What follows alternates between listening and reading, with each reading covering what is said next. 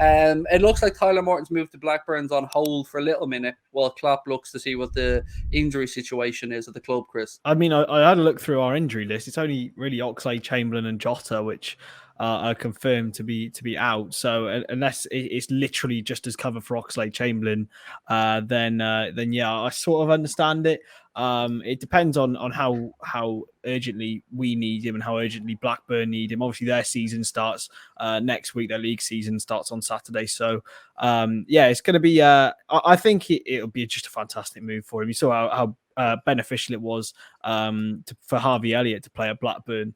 And now they've got John Dale Thomason in charge, which is going to be a really interesting one next season. It tells you how little I watched the Championship, Paddy. I still thought Tony Mowbray, until I read up, was the manager of Blackburn still. To be fair, I'm not a big Championship watcher myself, but I have a decent knowledge of it. But yeah, it just kind of we're kind of just on that cusp in terms of midfield depth that if there's no point in sending them out if we're going to be that close to calling them back. So I reckon just keep them. Although it would be fantastic to let them go out there. Again, we've seen the blueprint laid out like by Harvey Elliott. It would be nice for him to go there and get first team football, but ultimately I'd rather us benefit than them. I do think it would be better for the player to go to the Championship though for his development. So hopefully maybe we can bring one in to let one go, perhaps. Oh, we'll be talking about that in a while. Don't you worry about that, Mr. Murphy. We'll definitely be talking about transfers in and out of the club. Right, while we're talking about Portuguese players, Chris, Matheus Nunes links just won't go away. It seems like every day the price is inching up a few more million. 51 million is the latest one I've seen from Ojogo, and they're saying that Sporting Lisbon's manager is trying to tie him down to a new deal. Yeah, lads, I genuinely, ever since this rumor came up, I don't feel there's been really any substance behind it. It just wouldn't really make sense, especially with obviously the long-standing pursuit of Jude Bellingham next summer. For Liverpool to go and spend... Hang on a minute here. Are we interested in Jude Bellingham? Somebody should have fucking said something.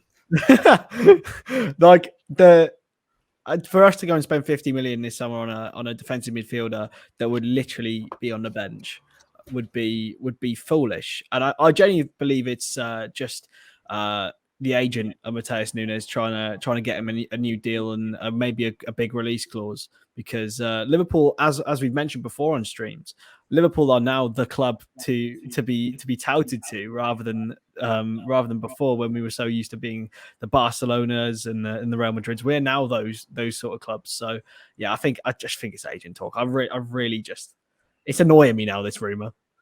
Do you know what annoyed me about it, Paddy?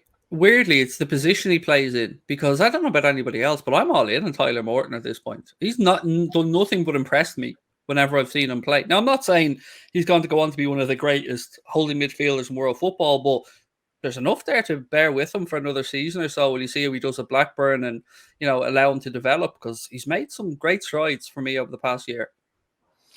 Absolutely. I echo that completely, but I do believe now is the time for him to go and seek proper professional first team football. As good as it is playing the academies, it's a different ball game when you're playing proper, first team football. So I think that loan is imperative for Tyler. I think his time is coming to be like an actual big player, but it's just not. He just needs that 1 year away, I'd say, like a Harvey. On the Matheus Nunes, I think it's a very believable rumor. It's a very believable link, but the price is it's a no-go. It's silly money, and as you said, the prices seems to be creeping up day by day. I believe there's credibility to the rumor. I would say I reckon there's that, like Liverpool, they know the league. They've obviously have been watching the Liga NOS with eagle eyes, and Sporting Lisbon is one of the big three they haven't ransacked yet. But unfortunately for Matheus Nunes, Sporting are going to price him out of his dream move, perhaps. So, Chris, I agree with what Paddy said there about Tyler Morton going to get minutes. And what I think one of the good things is even allowing for Tyler Morton to go get minutes this season, I still feel we've more than enough cover for players who can play in the six. Not as well as Fabinho, but Hendo can do a more than adequate job in there, especially with the young legs of maybe Carvalho, or you've got Thiago, who's obviously not young, but very established, for Elliott in there as well. So I think we can afford a season without another number six.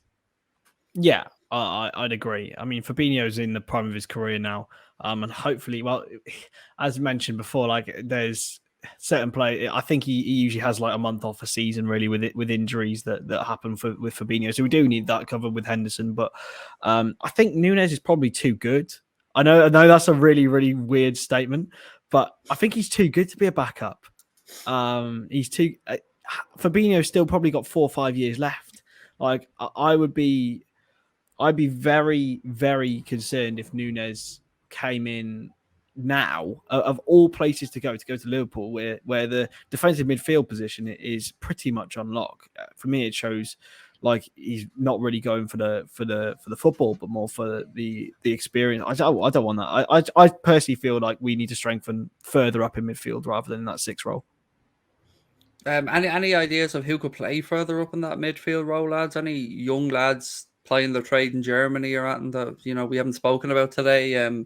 Preferably tall with a really good haircut and rangy. You're not shy about coming forwards as well. Potential captain material down the line.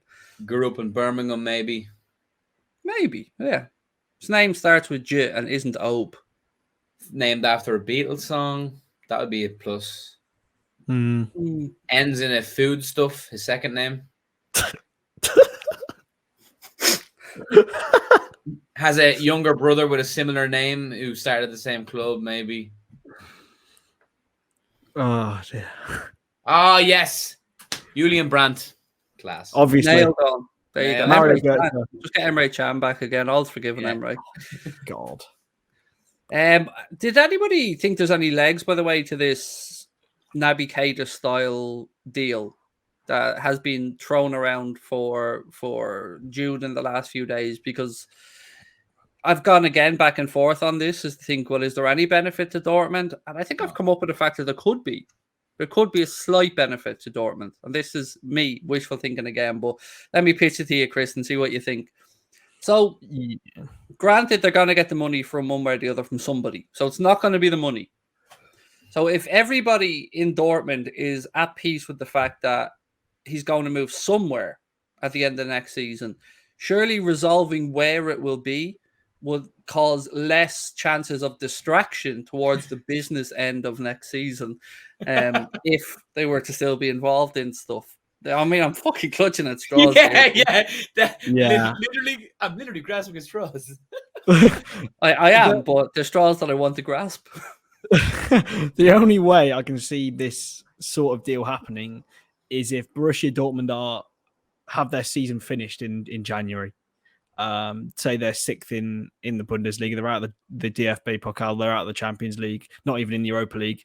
That's the only way I can see even a slight murmur of this happening, because realistically, the only benefit they'll have is Liverpool paying a premium for the exclusivity on Bellingham, which, I mean, they'll probably get that money from someone else anyway. So yeah, I don't see this happening. And yeah, I just feel like that sort of deal is very, very rare.